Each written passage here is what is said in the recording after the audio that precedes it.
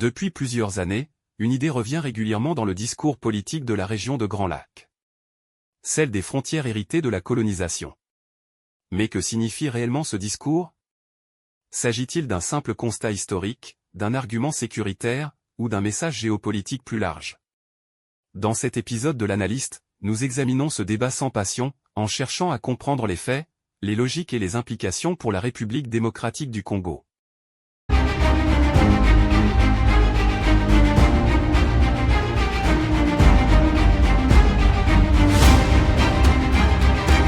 Il faut noter que les frontières africaines ont été tracées par la colonisation. Elles sont imparfaites, parfois injustes. Des peuples ont été séparés, d'autres regroupés de force. Ce problème concerne toute l'Afrique, pas seulement la région de Grand Lac. Tracé sans tenir compte des réalités locales, hérité au moment des indépendances et accepté juridiquement par l'Union africaine.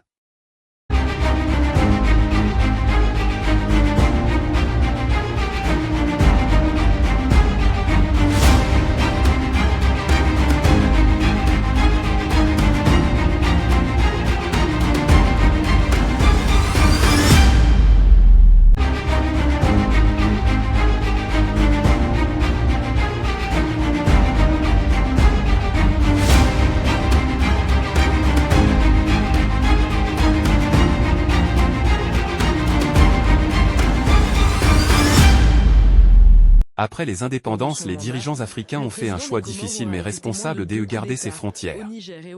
Pourquoi? Parce que les remettre en cause aurait plongé le continent dans des guerres permanentes. C'est ce principe qui a permis à l'Afrique d'éviter le chaos total.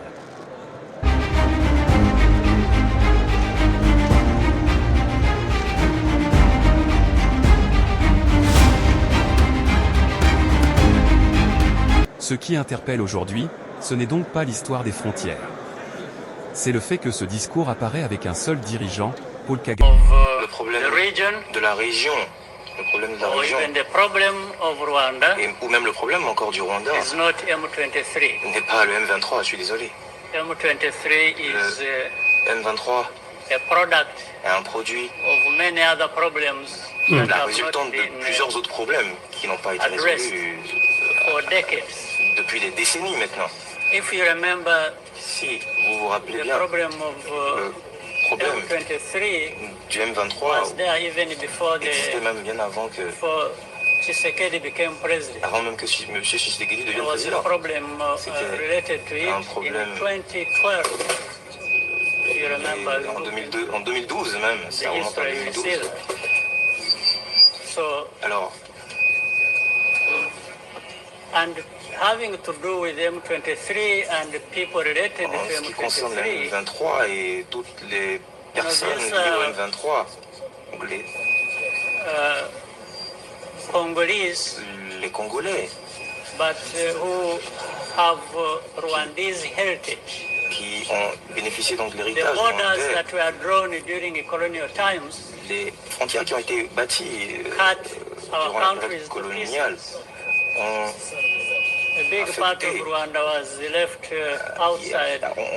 on va dire diviser nos peuples. Il y a une partie donc du Rwanda qui a été donnée à l'est du Congo, le sud à l'Ouganda, etc. Nous avons une coopération qui existe déjà dans ces zones et qui ont c'est-à-dire qu'il y a déjà des liens qui existent entre nos deux peuples. Il y a déjà beaucoup je pense qu'aujourd'hui la situation déjà durant la période coloniale, c'est clair et évident que vous pouvez vous regarder même au niveau remonté dans l'histoire, vous allez vous en rendre compte. So those problems are much older than me and much older than vont au-delà de ma personne, vont au-delà de la personne du président Tshisekedi. Were there at the time are no longer alive. Je pense même que toutes ces personnes qui étaient vivantes à cette période-là ne sont plus de ce monde. Donc je pense que aujourd'hui ce peuple ont renié donc leur lien avec le Congo. Et quand je me rappelle donc la situation en 2012 où il y a eu des attaques, où il y a eu cette attaque armée, c'est là le début de l'histoire. Donc nous n'avons pas bien géré la question et aujourd'hui nous sommes en 2023, 11 ans après, le problème existe toujours. Cela veut dire simplement qu'il n'a pas été résolu comme cela se doit. Tous les pays africains ont été impliqués dans la résolution donc, de cette crise. Mais personne n'a pu réussir. Quoi que ce soit en ce qui la concerne. Alors, mentionner le problème, la difficulté du M23 dans cette région,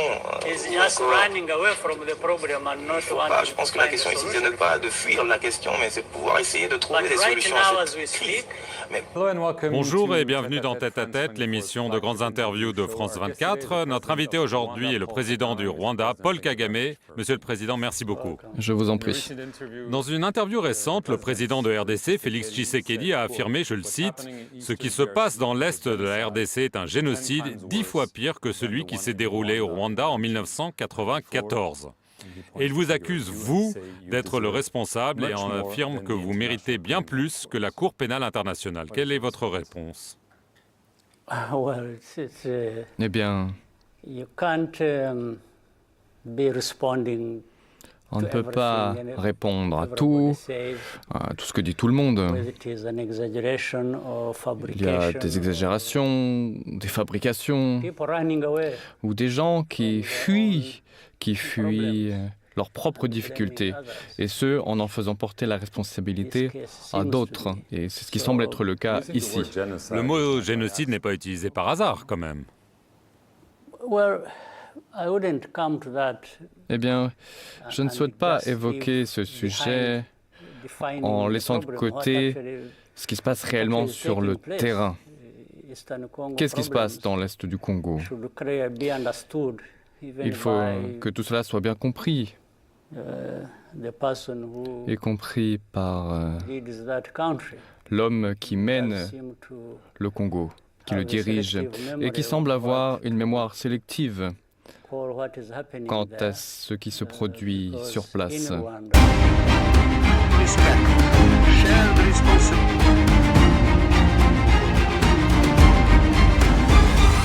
Ce discours est Une présenté centaine comme de un argument véhicules de équipés sécurité. de mitrailleuses quittent Béni dans la province du Nord Kivu pour la ville de Komanda en Ituri, notamment depuis l'est en de la empruntant la RDC. fameuse route de 105 Selon km cette très lecture, redoutée dans la les région. frontières actuelles Les seraient rebelles une du groupe source de ZADF vulnérabilité. exercent une violence extrême contre les civils. Vous savez, ce sont des ADF. Ils sont venus parce que ce sont des djihadistes. Ils viennent parce qu'ils n'ont pas besoin que les gens soient des catholiques, des protestants, des paisibles citoyens. Ils sont très malins. Quand ils vous voient et vous les contrez, vous êtes en train de les mettre en condition de travail défavorable. Et ils s'adonnent maintenant à menacer la population pour décourager la population. Pour sécuriser davantage la route, de nouvelles unités de l'armée ont été déployées à des endroits stratégiques. Depuis novembre 2021, l'armée ougandaise travaille conjointement avec les forces congolaises pour lutter contre la présence des ADF. Dans cette province de l'Ituri,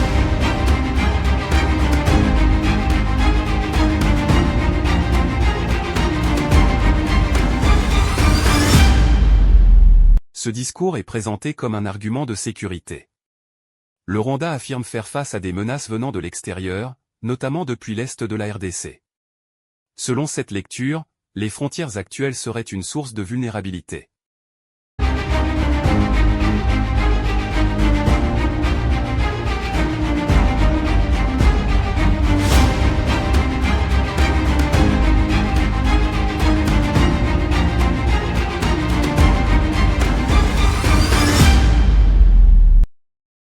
Mais pour beaucoup de Congolais, cette explication ne convainc plus.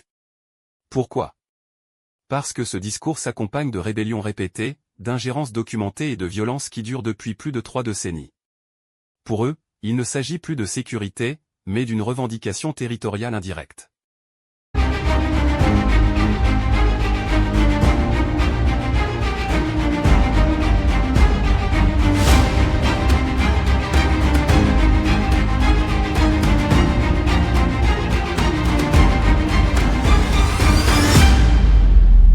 Cette méfiance ne sort pas de nulle part. Elle vient de l'expérience. Des villages détruits. Des populations déplacées. Des ressources pillées. Dans ce contexte, parler de frontières coloniales n'est pas un débat intellectuel, mais un signal politique.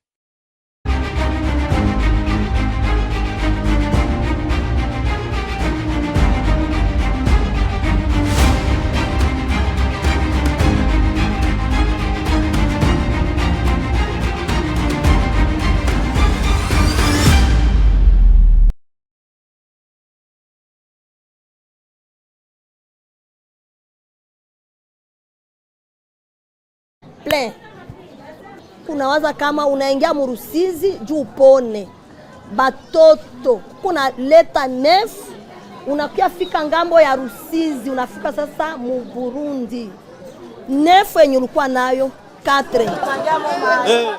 Maisha iko hapa, tuko bakimbizi, tutazoea juu benye biko hapa balizoea, na si ifo tuzoee. Na kama tuko population, tuko tunachunga wakubwa wakiongea, si tuko pasi partout. Mungu akisaidia ye presida wetu Fachi Beto Chilombo akiongea, akisema watu wangu warudie, tayari tutarudia. Mie ndaweza waambia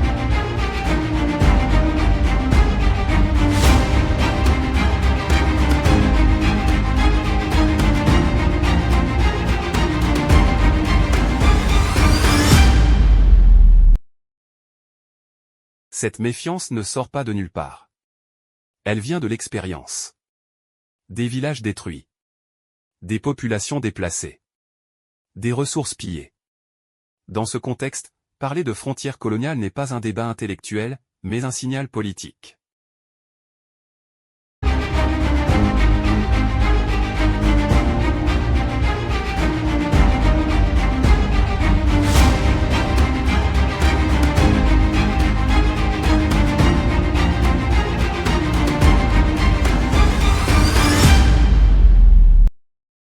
Le danger de ce discours dépasse la RDC. Si un pays commence à remettre en cause les frontières, alors aucun État africain n'est en sécurité. C'est pour cela que l'Union africaine continue de défendre l'intangibilité des frontières.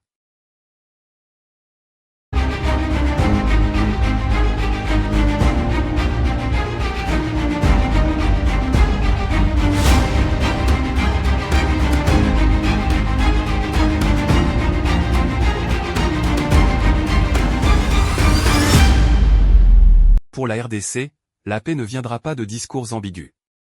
Elle viendra du respect strict de sa souveraineté, d'une coopération régionale honnête, et d'un État fort sur l'ensemble du territoire. Comprendre ce discours ne veut pas dire l'accepter. Biso tozala na disposition, ya détermination. Ya koyeba ke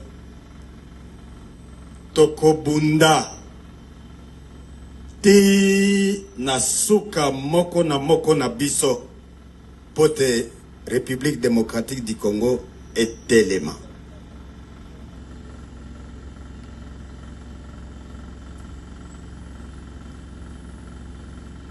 Nalobaki na parade dernièrement, nalobi bosali makasi. Et si kanyo se bozali, mutazo sala, oyo discipline militaire et sengi. Bo protéger juridiction nabiso. Bo protéger population nabiso.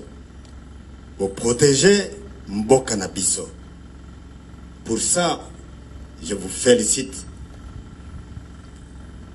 Mais le job n'est pas terminé.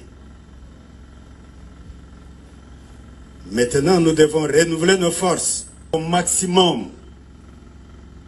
Engagement na biso na loyauté ezala na maximum. Disponibilité na biso kolanda mibeko ya commandement ezala au maximum. Discipline kati na biso ezala au maximum.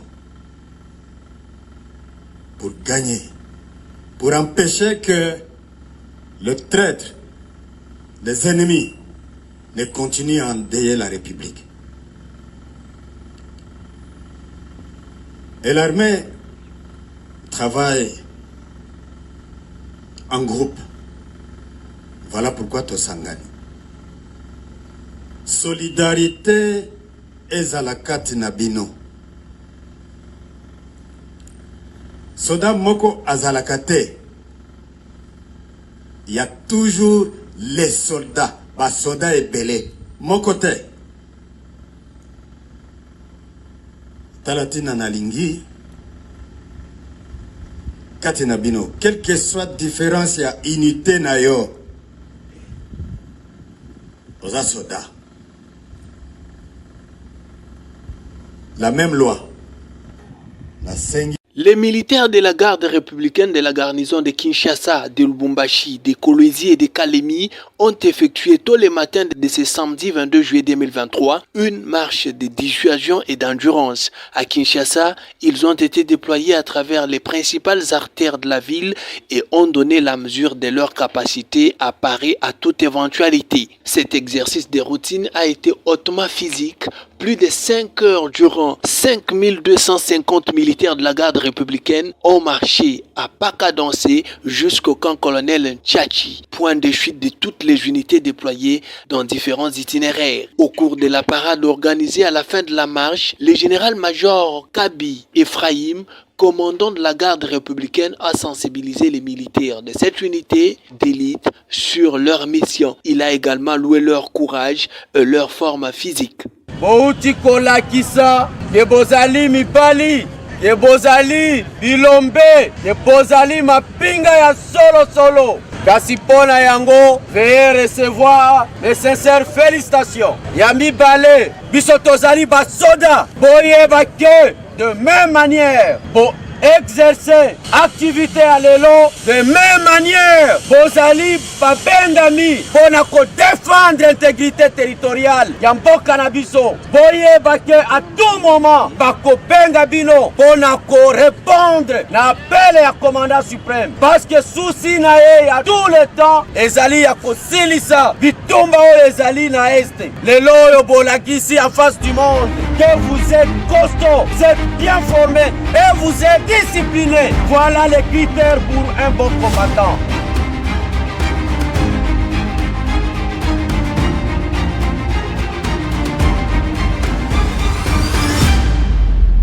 Le débat sur les frontières coloniales existe.